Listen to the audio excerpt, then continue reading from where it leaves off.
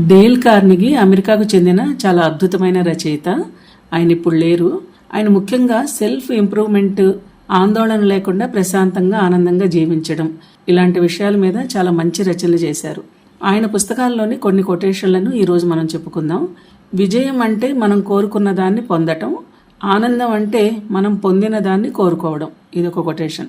నిజమే కదా, మనం బాగా ఆశపడి కష్టపడి ఏదైనా సాధిస్తే అది విజయం అవుతుంది. విజయం ముఖ్యమే, అది చాలా సంతోషాన్ని ఇస్తుంది కూడా. అయితే గొప్ప విజయం సాధించినా దాని తాలూకు కిక్కు ఎక్కువ కాలం మనతో ఉండదు. తర్వాత ఏంటి అనే ప్రశ్న వస్తుంది. అదే మనం పొందిన దాన్నే కోరుకుంటే నిరంతరం ఆనందంగా ఉండగలం. ఆనందంగా ఉండటమే అల్టిమేట్ విజయం కదా.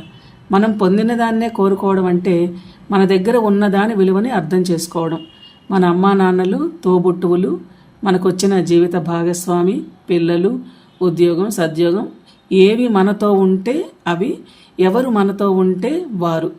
అలా మనం జీవితంలో పొందిన వాటన్నింటినీ, పొందిన వారందరినీ మనస్ఫూర్తిగా సంతోషంగా స్వీకరించడం ఆనందం అంటున్నారు డేల్ కార్నెగీ. ఈ భూమి మీద మనం ఇతరులను ప్రభావితం చేయాలంటే ఒక్కటే మార్గం ఉంది. వారు ఏం కోరుకుంటున్నారో దాని గురించే మాట్లాడాలి. అది పొందే మార్గం ఏంటో చెప్పాలి. ఇక దీని గురించి వివరించనక్కర్లేదు కదా. మనకు నచ్చింది మాట్లాడుతూ మనం ఇతరులను ఇన్ఫ్లుయెన్స్ చేయలేము. వాళ్ళకేం కావాలో అది మాట్లాడాలి. మన వలన ఎవరైనా ప్రభావితం అవుతున్నారంటే అర్థం వాళ్లకు మన మాటలు నచ్చుతున్నాయని కాదన్నమాట. వాళ్లకు నచ్చిన మాటలే మనం మాట్లాడుతున్నామని. బిజినెస్ పరంగా ఈ కొటేషన్ బాగా వర్కౌట్ అవుతుంది. మానవ సంబంధాల్లో కూడా ఇది కీ పాయింటే. నిన్న మనం రేపేం జరుగుతుందో అని ఆందోళన చెందిన ఆ రేపే ఈరోజు. ఈ కొటేషన్ కొంచెం గందరగోళంగా అనిపించినా కానీ చాలా అర్థవంతంగా ఉంటుంది. మనం చాలాసార్లు భవిష్యత్తు ఎలా ఉంటుందో అని ఆందోళన పడుతుంటాం. అలా ఆందోళన పడుతూ ఈరోజు చేయాల్సిన పనుల్ని సరిగ్గా చేయము. భవిష్యత్తు గురించిన భయంతో చేతిలో ఉన్న ఈ రోజుని వృధా చేసుకుంటాం. డేల్ కార్నెగీ అదే చెబుతున్నారు. మనం భయపడిన రేపటి రోజు అనేది తర్వాతి కాలంలో ఈ రోజుగా మారి మన జీవితంలోకి వస్తుంది. ప్రశాంతంగా గడిచిపోతుంది కూడా. మనం భయపడినట్టుగా ఏమీ జరగదు. దానిని మనం సమర్థవంతంగానే ఎదుర్కొంటాం. అంటే నిన్న రేపేం జరుగుతుందో అని మనం భయపడినదంతా అనవసరమైన శ్రమ అన్నమాట. ఎందుకంటే ఆ రేపే ఈరోజు, ఇది ప్రశాంతంగానే గడిచిపోతుంది. ఈ ఆలోచన విధానం వలన ఏం జరుగుతుంది? మనం మన చేతుల్లో ఉన్న వర్తమానాన్ని కోల్పోతున్నాం. రేపటి గురించిన ఆందోళన ఈ రోజు అనే విలువైన కాలాన్ని మనం వాడుకోకుండా చేస్తుంది.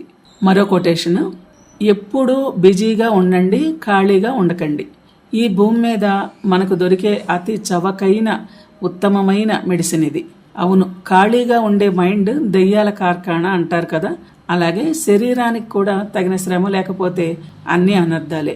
మరో కొటేషన్, మనం మన శత్రువులను క్షమించేయకుండా ద్వేషిస్తున్నామంటే అర్థం మన నిద్ర, ఆకలి, రక్తపోటు, ఆరోగ్యం, ఆనందం అన్నింటినీ వాళ్ళ చేతుల్లో పెడుతున్నామని.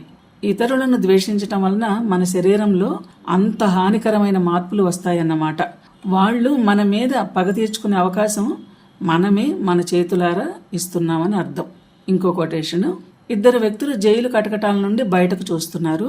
ఒకరు నేలపైన ఉన్న మట్టిని చూస్తున్నారు, మరొకరు ఆకాశంలోని నక్షత్రాలని చూస్తున్నారు.